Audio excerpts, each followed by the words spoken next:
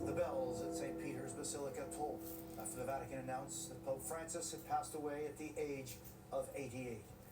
His death came hours after he greeted the faithful in St. Peter's Square during Easter Mass and after a meeting with Vice President J.D. Vance. President Trump posting on his social media website this morning, "Rest in peace, Pope Francis. May God bless him and all who loved him."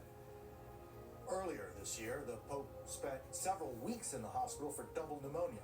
In recent years, he had suffered recurring respiratory infections, undergone colon and abdominal surgery, and experienced increasing mobility problems, requiring the use first of a cane and later of a wheelchair. Francis's papacy focused on caring for those in need, those on the margins of society. My colleague Chris Jancic takes a look back at the Pope's life and legacy.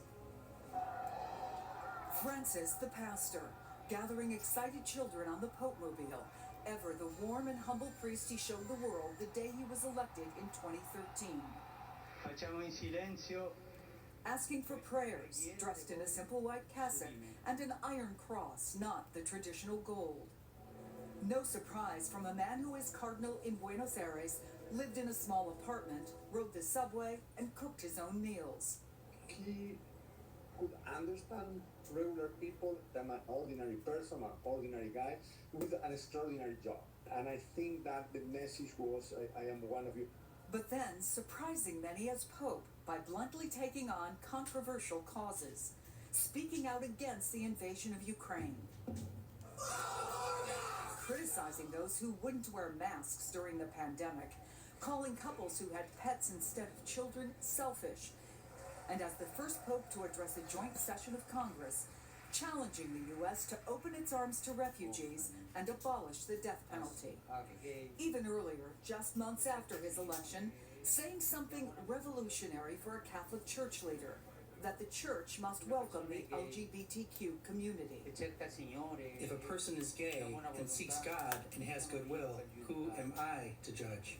It's the Pope saying something that no other Pope has said, not only in terms of the implications of that statement, but the very willingness to speak with such kind of spontaneity and ease on a grave matter to reporters at the back of a plane.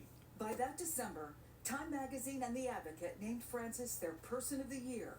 He made the cover of Rolling Stone, Fortune's list of the most powerful people in the world, and he was the first as pontiff to have an Instagram account, gaining 1 million followers in the first 12 hours. He was born Jorge Mario Bergoglio in Buenos Aires, Argentina, the eldest of 5 children of Italian immigrants.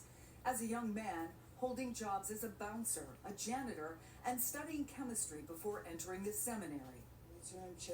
When Pope Benedict retired, Bergoglio was seen as a cardinal whose time had passed, and at 76, too old. But after 5 ballots, white smoke. The first Jesuit ever elected Pope, the first from Latin America, and the first in nearly 600 years to follow a retirement. A story so dramatic, Hollywood couldn't resist. You've lifted a great burden from my shoulders. You've placed in every one of mine.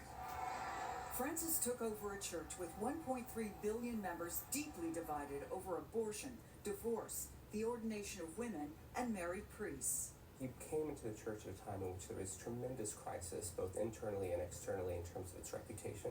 And he's, in a sense, rebranded the Catholic Church. At a time when the church really needed a facelift, he provided it. He expanded roles for women in parishes and at the Vatican, but didn't budge on making them priests. Considered allowing married priests in remote areas, but ultimately didn't. And reaffirmed many times church teaching against abortion. Conservative Catholics argue Francis prioritized pastoral openness and outreach at the expense of church doctrine. Since our main work in the church is preparing people and calling people to heaven, we need to be able to tell them, no, that's sinful conduct that will get you barred from going in the door. Other critics question whether his moves to toughen church laws dealing with sexual abuse by priests went far enough. But with his appointment of 21 new and diverse cardinals in 2022, Francis further shaped a church leadership tilting more toward the developing world, and one that's more inclusive, willing to at least talk about tough issues. Pope Francis understood that this was a world experiencing a lot of hurt, and that hurt was of such a magnitude that it needs a divine healing. When failing health led to rumors of retirement, the Pope, who once ministered to the poor in the slums of Buenos Aires, said simply, "Leave a legacy of good, not just goods," as he had done himself, washing the feet of prison inmates, embracing the sick, and shining a light on the Catholic mission of love and mercy.